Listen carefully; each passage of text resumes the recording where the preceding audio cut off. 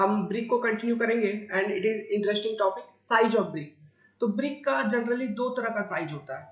पहला साइज जो होता है ब्रिक का उसे हम कहेंगे स्टैंडर्ड साइज, स्टैंडर्ड साइज और मॉड्यूलर साइज, मॉड्यूलर साइज। अब ये जो साइज है ये कितना होता है 19 इंटू 9 इंटू 9 सेंटीमीटर। ओके, अब इसमें 19 सबसे लंबा वाला डायमेंशन 19 सेंटीमीटर और बाकी के जो दो डायमेंशन है height and width 9 centimetre and this is also 9 centimetre. Okay, so this is your standard size या फिर इसको हम मॉड्यूलर साइज भी कहते हैं। नाउ दूसरा तरह का साइज है जब इस ईंटे को आप यूज करोगे ब्रिक मैसनरी बनाने में, ओके, वॉल बनाने में, okay, when this brick is used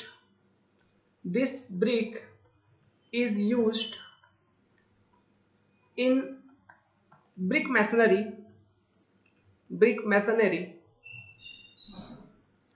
तो आपको पता है आप ईंटे को ऐसे डायरेक्टली तो नहीं रखोगे, आप कैसे प्लेस करोगे, पहले मोर्टार लगाओगे फिर मोर्टार के ऊपर ईंटे को रखोगे, है ना। इस तरह से मोर्टार को कवर अप करके आप ब्रिक मैसनरी बनाओगे मोर्टार को प्लेस करके।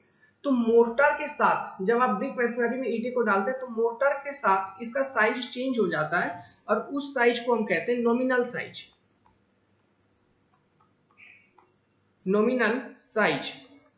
ओके, तो ब्रिक मैसनरी में अगर जो साइज आपको देखने को मिलता है इट इज नॉमिनल साइज, और नॉमिनल साइज में क्या आता है brick modular size plus mortar, modular size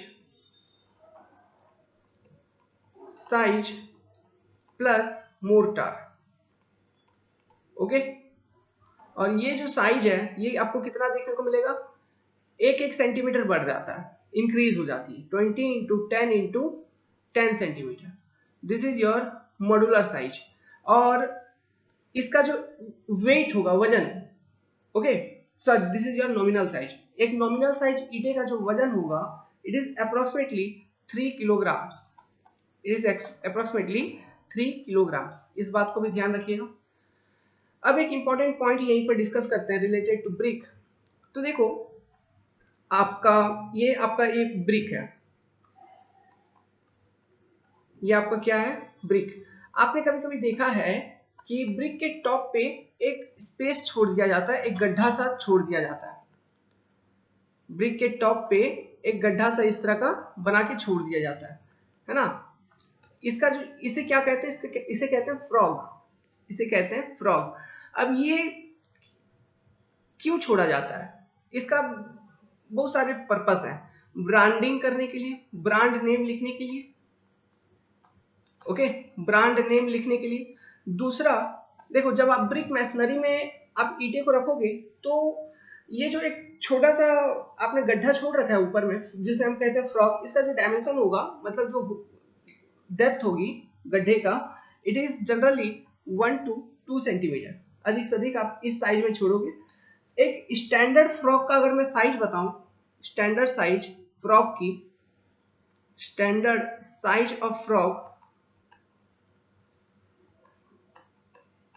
it will be 10 into 4 into 1 centimetre. Okay, 10 centimetre लंबा, 4 सेंटीमीटर चौड़ा, 1 सेंटीमीटर गहराई, ये है आपका एक फ्रॉग का स्टैंडर्ड साइज।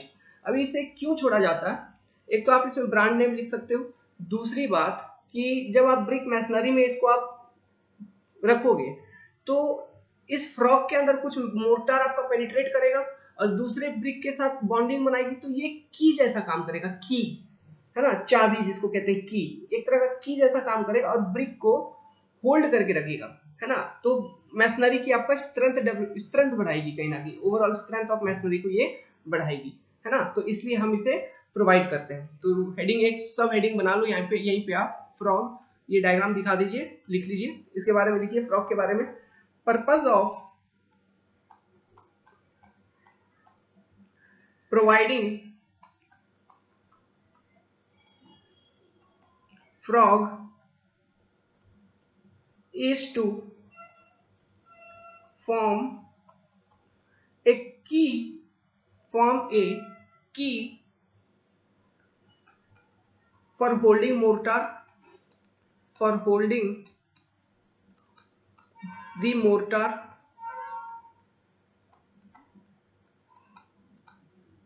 ओके, सो आप जरा सोचो, तो जब हम ब्रिक मैसनरी बनाएंगे तो हम ईंटे को किस तरह से रखेंगे?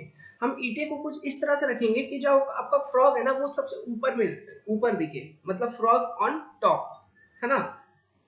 सो लिखिए and therefore the bricks are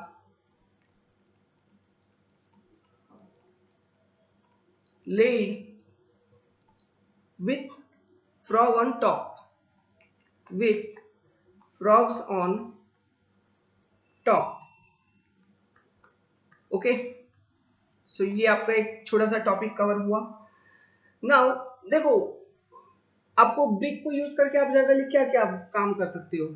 you can use brick for constructing brick wall, pier, footing, partition wall, interior wall, बहुत सारे स्ट्रक्चरल कंस्ट्रक्शन है ब्रिक को यूज करके जो आप कर सकते हो।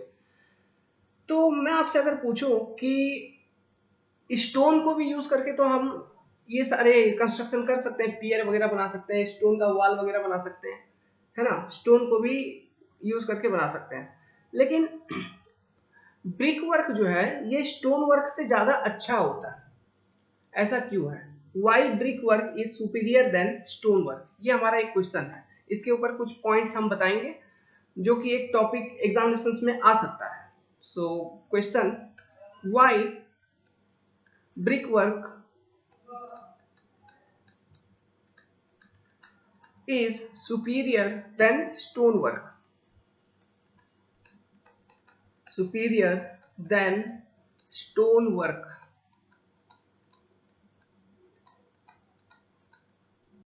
बस एक दो पॉइंट्स इसमें ध्यान रखने हैं।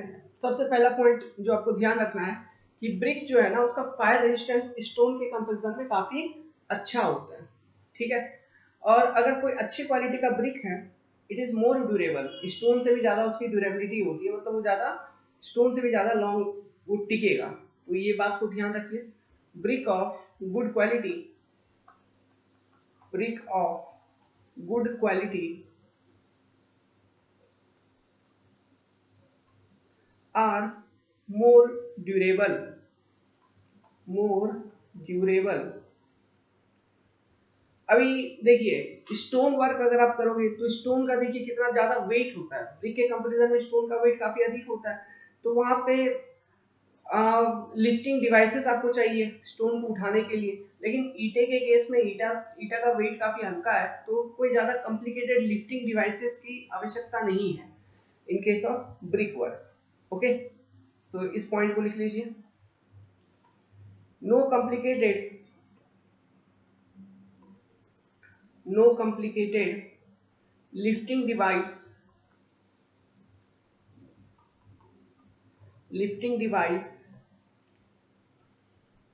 are required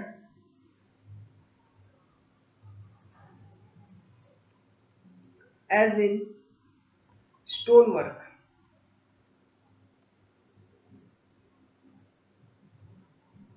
फोर्थ पॉइंट, देखो स्टोन का कीमत दाम जो होता है वो काफी अधिक होता है, प्लस जो लेबर फोर्स है जो स्टोन वर्क करेगा वो भी काफी स्किल्ड होना चाहिए। लेकिन ब्रिक का जो वर्क है लेबर फोर्स, वो उसको जस्ट थोड़ा मोड़ा एक्सपीरियंस भी हो तो चलेगा, लेकिन स्टोन मैसनरी बनाने के लिए काफी अच्छे स्किल्ड वर्कर की होना बहुत इंपॉर्टेंट है ना। तो कॉस्ट ऑफ कंस्ट्रक्शन क्या होगा, अल्टीमेटली बढ़ जाएगा। तो cost of construction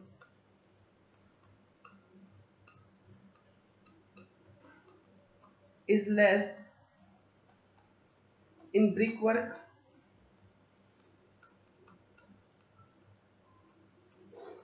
as less skilled labor is required।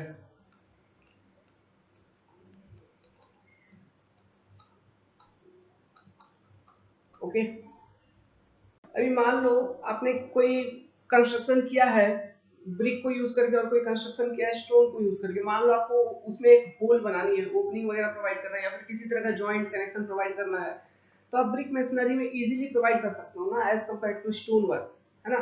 तो ये भी एक तरह का मतलब एडवांटेजियस पॉइंट है जो कि ब्रिक मशीनरी को सुपीरियर बनाती है आपके स्टोन मशीनरी से या फिर स्टोन वर्क से। ओके, लिखिए connections and opening, connections and opening can be made easily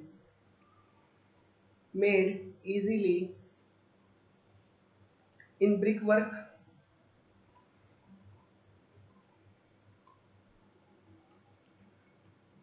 okay so well, ये सारे कुछ इंपॉर्टेंट 5 पॉइंट्स थे, इन पॉइंट्स को आप ध्यान रखिएगा, हो सकता है एग्जाम में पूछ ले। ओके, प्लस और एक पॉइंट ध्यान रख सकते हो कि जो ब्रिक्स होते हैं उसका जो साइज होता है वो लगभग यूनिफॉर्म ही होता है, क्योंकि आप प्रॉपर मोल्ड को यूज करके उस ब्रिक को प्रिपेयर करते हो। ओके, तो इस कारण से जो स्ट्रक्चर आप बनाओगे वो एक अच्छा अपीयरेंस उसकी अच्छी लगती है देखने को। अगर आप अच्छे क्लासिफिकेशन का ब्रिक अगर यूज कर रहे हो, अच्छा ब्रिक यूज कर रहे हो जिसका पूरा साइज स्टैंडर्ड और कलर एक यूनिफॉर्म कलर भी उसमें है ना, तो उस तरह का ब्रिक वर्क भी देखने में एस्थेटिक पॉइंट ऑफ व्यू से अच्छा दिखता है। ओके, तो ये सारे बातें लिख देना आप अगर आपको एग्जाम में लिखना हो तो। अब हम एक टॉपिक स्टडी करेंगे, क्लासिफिकेशन ऑफ ब्रिक। ब्रिक को कितने तरह से क्लासिफाई किया जाता है, तो बहुत इंपॉर्टेंट टॉपिक है classification of brick. So based on physical and mechanical properties, हम पहला जो क्लासिफिकेशन देखेंगे बेस्ड ऑन फिजिकल मतलब देखने में कैसा दिखता है ना, वो, और मैकेनिकल प्रॉपर्टी स्ट्रेंथ प्रॉपर्टी कहने का मतलब है, पर बेसिस जो क्लासिफिकेशन की गई है ब्रिक की, आपकी first class, second class, third class, fourth class, इस तरह के 4 क्लासेस हैं ब्रिक के। तो जो एग्जामिनेशंस में क्वेश्चंस आपसे पूछेंगे the properties of first class brick, है ना, properties of second class brick, properties of third class brick, उसका इस्तेमाल कहाँ कहाँ पे किया जाता है, ये सब चीजें आपको एग्जामिनेशंस में पूछेंगे। तो चलिए हम सबसे पहले देखते हैं फर्स्ट क्लास ब्रिक। इस पर तो काफी क्वेश्चन आते हैं, शॉर्ट नोट्स भी आ जाते हैं कभी कभी, right short notes on first classification of brick, या फिर first class, second class, third class, fourth class brick, इस तरह का क्वेश्चंस भी आ जाएगा। तो first point from first class brick, this brick are table mounted and burnt in clean, इसको भट्टी में पकाया जाता है क्लीन में, ओके, और इसको टेबल पे रख के मोल्ड किया जाता है। these are table molded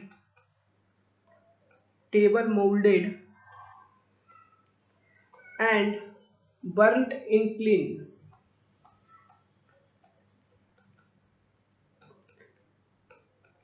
इसके बारे में बताएंगे कितने तरह के क्लीन्स होते हैं। ओके, इस पे हम डिस्कस करेंगे। मोल्डिंग, किस तरह से हैंड मोल्डिंग किया जाता है, किस तरह से टेबल मोल्डिंग किया जाता है, किस तरह से मशीन मोल्डिंग किया जाता है, 3 तरह की मोल्डिंग है, इसके बारे में भी हम डिटेल में डिस्कस करेंगे। और इसी टॉपिक के बाद जो क्लासिफिकेशन ऑफ ब्रिक में बताऊंगा, इस टॉपिक के बाद जब हम पढ़ाएंगे आपका मैन्युफैक्चरिंग ऑफ ब्रिक प्रोसेस, मतलब मैन्युफैक्चरिंग प्रोसेस ऑफ ब्रिक, तो वहां पे मैं आपको इन सब चीजों का जानकारी दूंगा। सेकेंड, अभी के लिए ध्यान रखिए कि फर्स्ट क्लास ब्रिक जो है उसको टेबल पे मोल्ड किया जाता है, टेबल पे उसको ढांचा प्रोवाइड की जाती है और उसको क्लीन में जलाई जाती है। सेकेंड, इसकी जो कलर होती है ना, वो गाढ़ा लाल, डीप रेड, या फिर चेरी कलर, या फिर कॉपर कलर की होती है। दीज आर, और इसको अच्छे से बर्न किया जाता है यूनिफॉर्मली, या फिर पूरे अच्छे से बर्न किया जाता है, कहीं पर मतलब थोड़ा कम जला, कहीं पे ज्यादा जला, ऐसा नहीं होना चाहिए, इस तरह का वेरिएशन नहीं होना चाहिए, यूनिफॉर्मली इसको बर्न किया जाता है। दीज आर थोरोली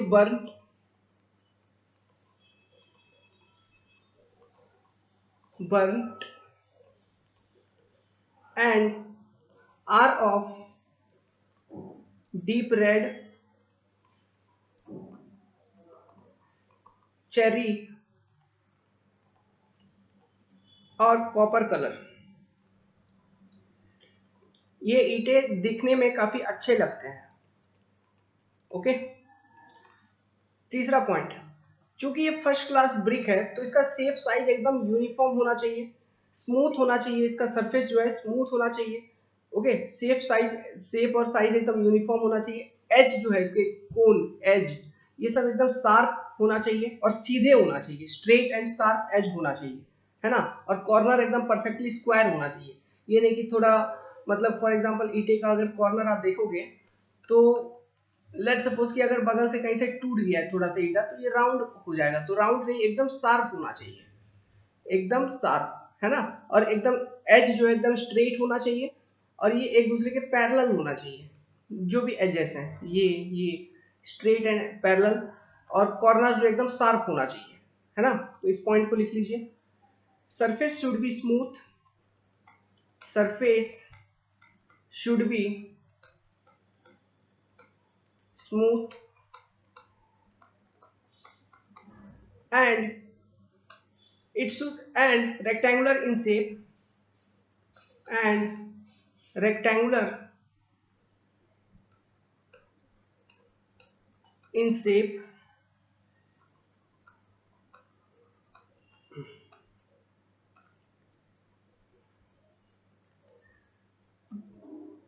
आगे बढ़ाइए, कंटिन्यू करिए। the edge must be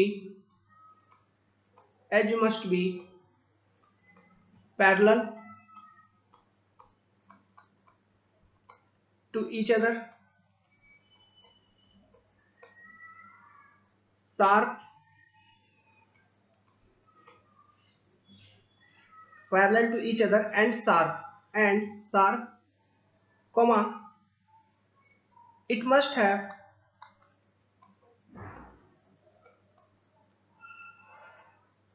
square corners। तो फर्स्ट क्लास ब्रिक है, तो इसमें किसी तरह का डिफेक्ट नहीं होना चाहिए। Fourth point, it should be free from defect, crack and stones. It should be free from defects, cracks and stones। Fifth point, it should have uniform texture, it should have uniform texture।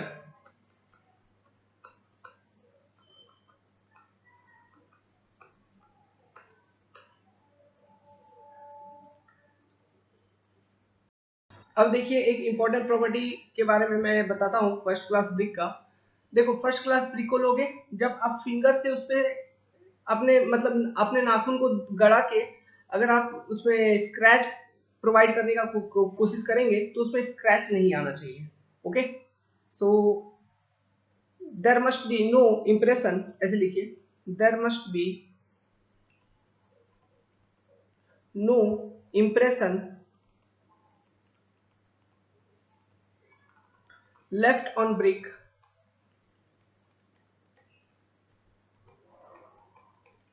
when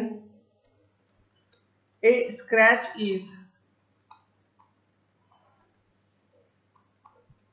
made by a finger nail। Okay, अपने नाखून को use करके जब scratch provide करने का कोशिश करोगे, तो उस पर किसी भी तरह का इंप्रेशंस नहीं आना चाहिए। ठीक है, दूसरी, नेक्स्ट 7th नंबर पॉइंट, देखो, आप फर्स्ट क्लास ब्रिक को ले लो, उसको फ्रैक्चर करो, उसको तोड़ो। जो जब उसको आप फ्रैक्चर करोगे, तो उसके अंदर आपको लंप ऑफ लाइन नहीं दिखना चाहिए, है ना। लाइन वगैरह का लंप जो है, ढीला, ये प्रेजेंट नहीं होना चाहिए। Okay, fracture surface of the brick should not show lump of line. Fractured sir, क्योंकि पता है लंप ऑफ लाइन होने के कारण क्या होती है डिमेरिट, इसका मैंने बताया था, डिसइंटीग्रेशन हो जाती है ना ब्रिक का।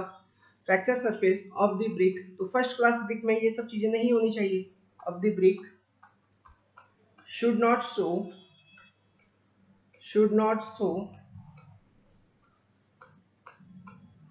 lump of line।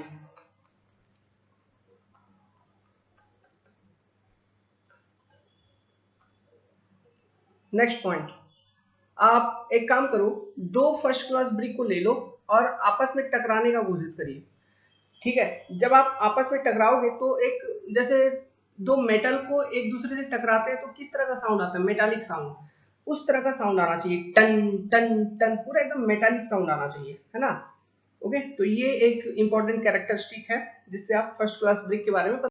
तो ये कितना नंबर पॉइंट था हम तो भूल गए, आप लिखिए, आप अपना पॉइंट नंबरिंग यहाँ पे प्रोवाइड कर देना। लिखिए, metallic ringing sound comes when two bricks are struck against each other।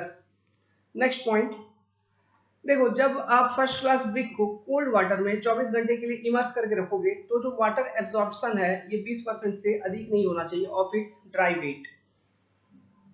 When it is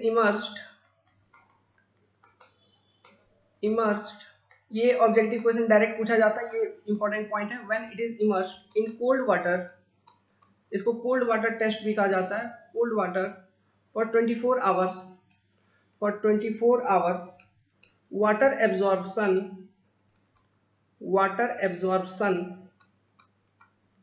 ये आपके ऑब्जेक्टिव क्वेश्चन में डायरेक्ट पूछे जाएंगे। Water absorption should not be greater than 20%, should not be greater than 20% of its dry weight, should not be greater than 20% of its dry weight। okay, next important point, compressive strength, ये भी examinations में आपको directly पूछे जाएंगे objective में। Compressive strength of first class brick, compressive strength of first class brick is greater than 10.5 Newton पर MM square, या फिर इसी को अगर केजी पर सेंटीमीटर स्क्वायर के फॉर्म में लिखेंगे तो आप लिख सकते हो और ग्रेटर देन 100 केजी पर सेंटीमीटर स्क्वायर। ठीक है, सो ये एक इंपॉर्टेंट पॉइंट है, आपको याद बाय हार्ट करके रखना है, ये वाला पॉइंट प्लस ये 20% वाला पॉइंट, ये आपको याद करके रखनी है, ये अंडरलाइन कर लीजिए, एग्जामिनेशंस में डायरेक्ट ऑब्जेक्टिव क्वेश्चन अपीयर होंगे। ओके, नाउ इसका यूजेस क्या है, फर्स्ट क्लास ब्रिक का यूज क्या है। तो देखो फर्स्ट क्लास ब्रिक कहीं ना कहीं एक अच्छा क्वालिटी का ब्रिक होता है, इसकी स्ट्रेंथ अच्छी होती है ना, ये दिखने में अच्छा होता है। ओके, यूनिफॉर्म शेप साइज है, शार्प एजेस है, तो इसको यूज करके अगर आप मैसनरी कंस्ट्रक्शन करोगे, अगर वॉल आप कोई दीवार बना रहे हो, तो क्योंकि ये ब्रिक एक यूनिफॉर्म कलर का है, ओके, तो इसको यूज करके जब हम दीवार बनाएंगे तो कोई जरूरी नहीं है कि आप उसके ऊपर प्लास्टरिंग करो। जनरली हम प्लास्टरिंग क्यों करते हैं किसी भी वॉल के ऊपर, ताकि अंदर का जो बेकार का सरफेस है, मतलब ब्रिक मैसनरी का जो अगर बेकार क्वालिटी ऑफ ब्रिक, ओके, जिसका कलर थोड़ा ज्यादा जला है, कहीं पे कम जला है, इस तरह का ब्रिक यूज करके आप वॉल बना रहे हो तो वो अच्छा दिखने में नहीं लगता है। तो हमको हमें एक इवन सरफेस प्रोवाइड करने के लिए, है ना, एक तो हम प्लास्टरिंग कर देते हैं। तो फर्स्ट क्लास ब्रिक अगर आप यूज कर रहे हो तो इसके ऊपर प्लास्टरिंग चढ़ाने की कोई जरूरत नहीं है, क्योंकि आप दिखाओगे ना, आप दिखाओगे कि I am using the first class brick, इसकी क्वालिटी है ना। तो हम जनरली क्या करते हैं ऐसे केसेस में, पॉइंटिंग कर देते हैं। ठीक है, what we do pointing work, not plastering. Okay, तो यूजेस में लिखिए, uses of first class brick. So first class brick are recommended for first pointing work,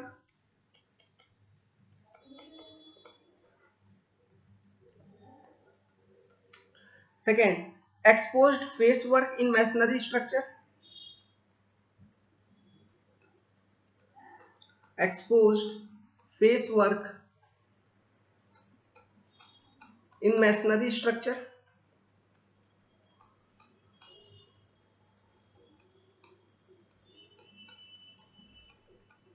flooring and reinforced brick work, third flooring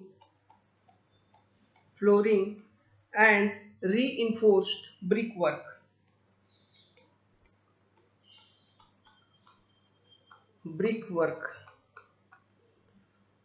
ये सारे applications हैं first class brick का। So with this we have completed the first class brick concept. Now we will look into second class brick. First class brick he important थी, second class brick, third class brick, अब ये सब छोटे छोटे short notes हैं बस। First class brick में बहुत सारे पॉइंट्स थे, तो इसको सारे पॉइंट्स को आप अच्छे से ध्यान रखिएगा। सेकेंड क्लास ब्रिक, हेडिंग बनाइए सेकेंड क्लास ब्रिक। तो देखो फर्स्ट क्लास ब्रिक और सेकेंड क्लास ब्रिक के बीच में जो बेसिक डिफरेंस है ये क्या है, फर्स्ट क्लास ब्रिक को टेबल पे रख के ढांचे में डाला जाता था, मोल्डिंग किया जाता था, लेकिन सेकेंड क्लास ब्रिक को ग्राउंड पे रख के ही मोल्डिंग किया जाता है, टेबल वगैरह यूज नहीं करते इसके लिए, लेकिन इसको भी क्लीन में ही बर्निंग करते हैं, इसका भी बर्निंग क्लीन में ही होता है। ठीक है, तो लिखिए इसमें first point, these are ground molded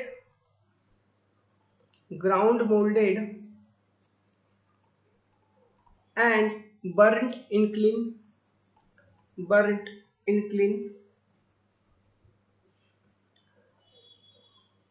just a minute,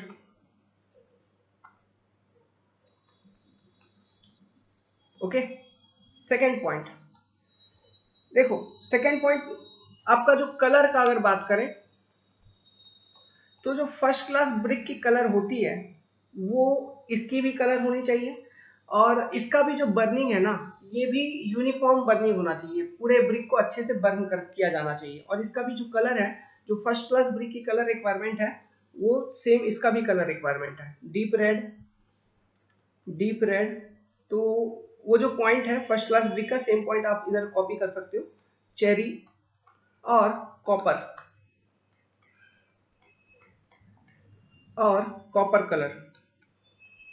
now first class brick के अंदर जो मैंने तीसरा पॉइंट आपको लिखवाया था related to surface, smooth surface, है ना, और एजेस के बारे में, तो सेम रिक्वायरमेंट यहाँ पर भी है, यहाँ पर भी सेम रिक्वायरमेंट है। ओके, तो थर्ड पॉइंट आप वो वाला लिख लेना जो फर्स्ट क्लास ब्रिक के अंदर जो थर्ड पॉइंट हमने लिखवाया था, सेम पॉइंट इधर भी लिख लेना, the requirement is same.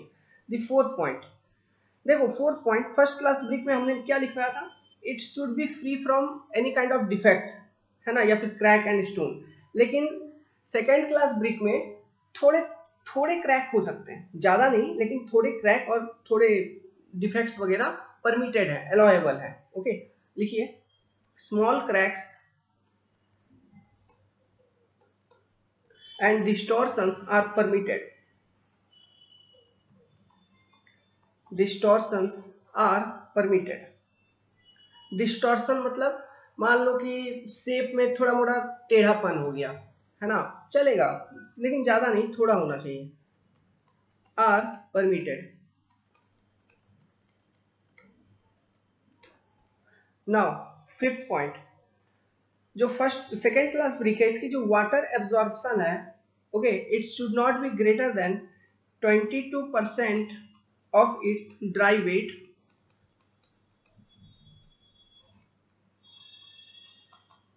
Okay, water absorption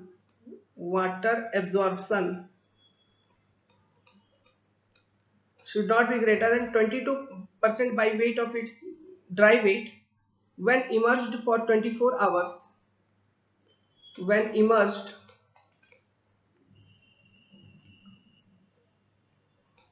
in cold water for 24 hours।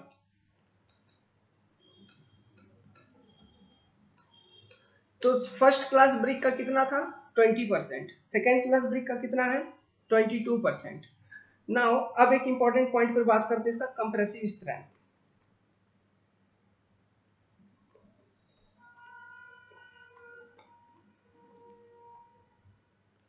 Compressive strength, इसकी जो कंप्रेसिव स्ट्रेंथ है should be greater than 7 newton पर mm स्क्वायर, या फिर आप कह लो approximately means greater than equal to 70 kg पर सेंटीमीटर स्क्वायर। इसका यूजेस क्या है, देखो फर्स्ट क्लास ब्रिक को पॉइंटिंग वर्क के लिए यूज करते हैं, तो इसको आप यूज कर सकते हो नॉर्मल मैसनरी वॉल कंस्ट्रक्शन के लिए, okay, normal masonry wall construction के लिए इसको यूज कर सकते हैं। फिर आरसीसी स्ट्रक्चर्स में इसका यूज होता है, okay, normal masonry wall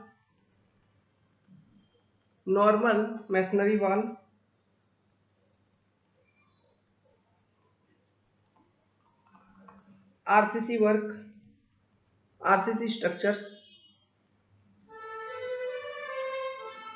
okay, reinforced brick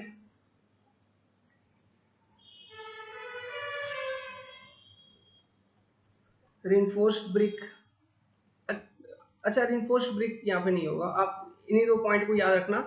RCC structures में यूज करिए या फिर नॉर्मल मैसनरी वॉल कंस्ट्रक्शन में यूज करिए, जिसके ऊपर आप प्लास्टरिंग चढ़ाओगे। जनरली हम क्या करते हैं, प्लास्टरिंग कर देते हैं इसके ऊपर।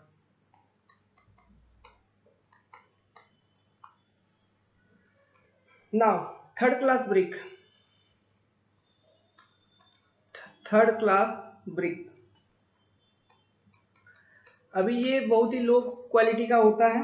ओके, तो इसको ग्राउंड मोल्डेड होती है, ये भी ग्राउंड मोल्डेड, ग्राउंड मोल्डेड, और इसको क्लीन में नहीं जलाते हैं, इसको क्लीन में बर्न नहीं करते, बल्कि क्लैंप बनाया जाता है। एक तरह का भट्टी होता है जो गांव में बनाई जाती है generally. Okay, and burn in clamp. तो गांव वगैरह में आप देखोगे ईटे का भट्टी लगाते हैं, तो उससे जो ईटा निकलता है वो थर्ड क्लास ब्रिक होता है। And burned in clamp, burned in clamps. इसकी जो कलर होती है वो सॉफ्ट होती है, रेडिश येलो कलर की होती है, मैग्नीशिया होता है काफी। दिस ब्रिक्स आर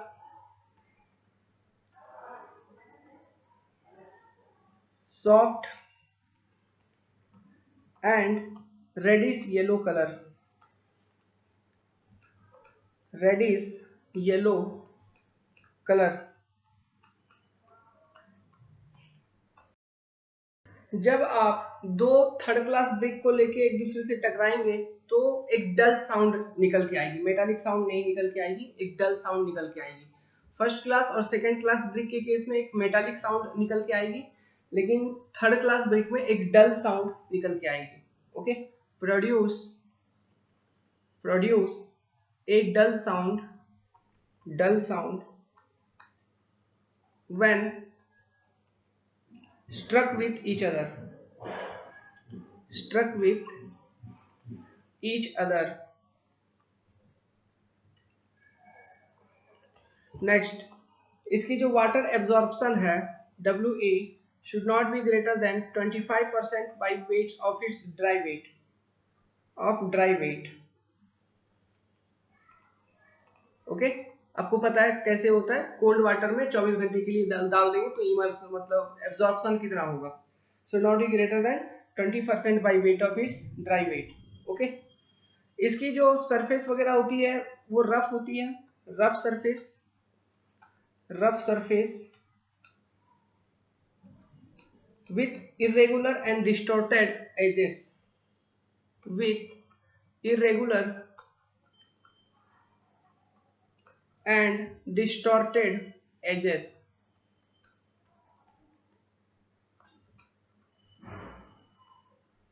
नाउ इसका अगर कंप्रेसिव स्ट्रेंथ का बात करें तो इसका कंप्रेसिव स्ट्रेंथ, क्रशिंग स्ट्रेंथ या फिर compressive strength, crushing strength of third class brick should not be less than, okay, should not be less than 5.5 Newton per mm square और 55 kg per centimeter square। ठीक है, इसको कहां पे use करेंगे, use for minor important work, for minor important work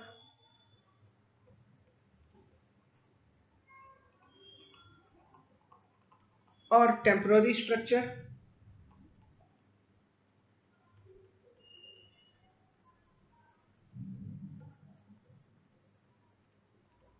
and at places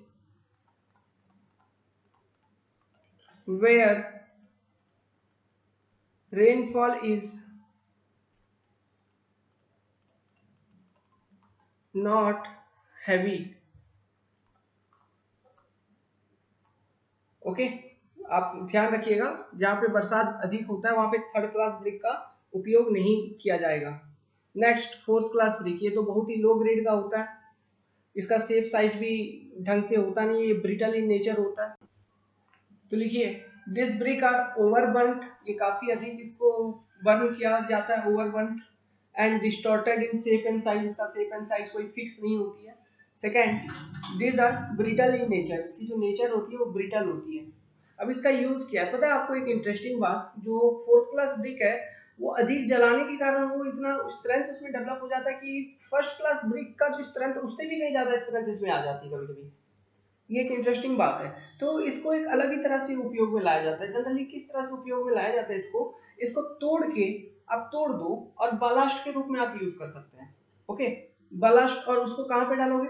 foundation में डाल दो, या फिर फ्लोरिंग कर रहे हो वहां पे लाइम कंक्रीट का फ्लोरिंग कर रहे हैं उधर डाल दीजिए, रोड मेटल में डाल दो, है ना। तो वहां पे बालास्ट के रूप में यूज किया जाता है, बालास्ट मटेरियल। ये एक तरह का बालास्ट मटेरियल है। अब ये बालास्ट मटेरियल कहाँ पे यूज कर सकते हैं? आप फाउंडेशन में यूज कर सकते हैं, फ्लोर्स इन लाइम कंक्रीट में, ओके, एंड रोड मेटल में, ठीक है। वहां पे आप इसको एज ए बालास्ट यूज कर सकते हैं। इसका रीजन क्या है? इसका रीजन ये है कि ये इसका जो स्ट्रक्चर होती है वो काफी कॉम्पैक्ट है ना। कॉम्पैक्ट स्ट्रक्चर होने के कारण ये इसका जो स्ट्रेंथ है वो फर्स्ट क्लास ब्रिक से भी कभी कभी अधिक हो जाती है, ठीक है। नाउ एक नोट लिखिए, एक नोट। आपको पता है कि what is heavy duty brick? Heavy duty brick, heavy duty bricks क्या होते हैं? तो ऐसे ब्रिक जिसका कंप्रेसिव स्ट्रेंथ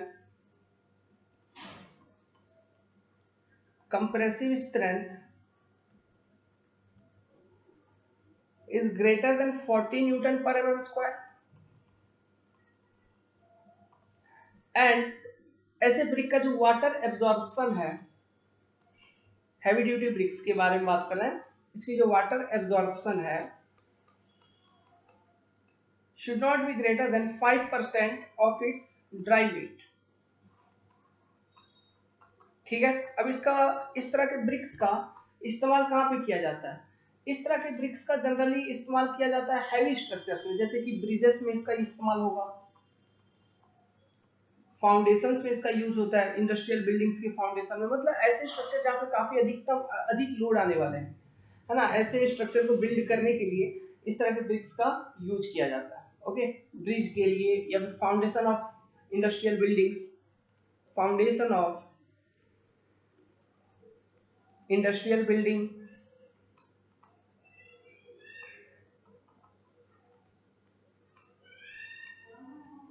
या फिर मल्टी स्टोरी बिल्डिंग,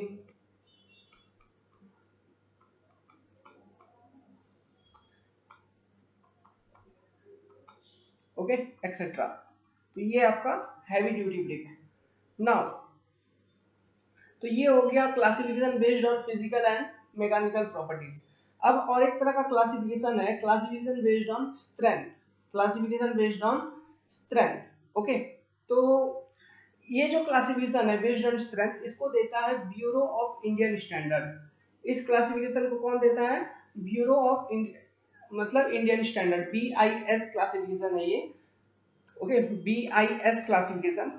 इस क्लासिफिकेशन के तहत इन्होंने किस तरह से क्लासिफाई किया गया है? क्लास दिया है, जैसे कि 35 क्लास है, 35 ब्रिक का क्लास है 35, तो 35 फिर 30 फिर 25 इस तरह से करके वो 3.5 तक है क्लास।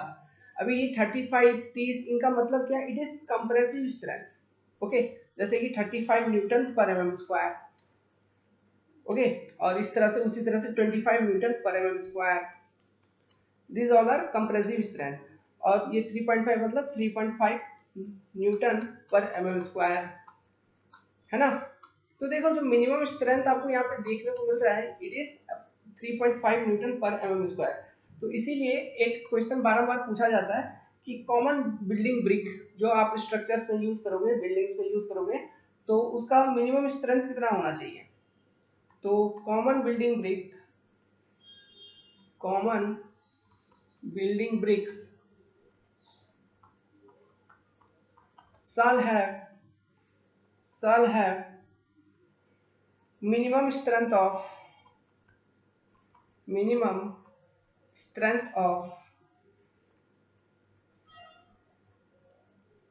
35 kg पर सेंटीमीटर स्क्वायर, और इसको आप कह सकते हो 3.5 न्यूटन पर mm स्क्वायर, ये सबसे कम कंप्रेसिव स्ट्रेंथ है, इससे कम नहीं होना चाहिए, है ना। तो ये पॉइंट कभी कभी ऑब्जेक्टिव क्वेश्चन में पूछ लिया जाता है, तो इस पॉइंट को आप एक नोट बना के लिख लेना और ध्यान रखना। So with this we have completed this second video lecture. In third video lecture I will start a concept of manufacturing of brick process, manufacturing process of brick. Okay.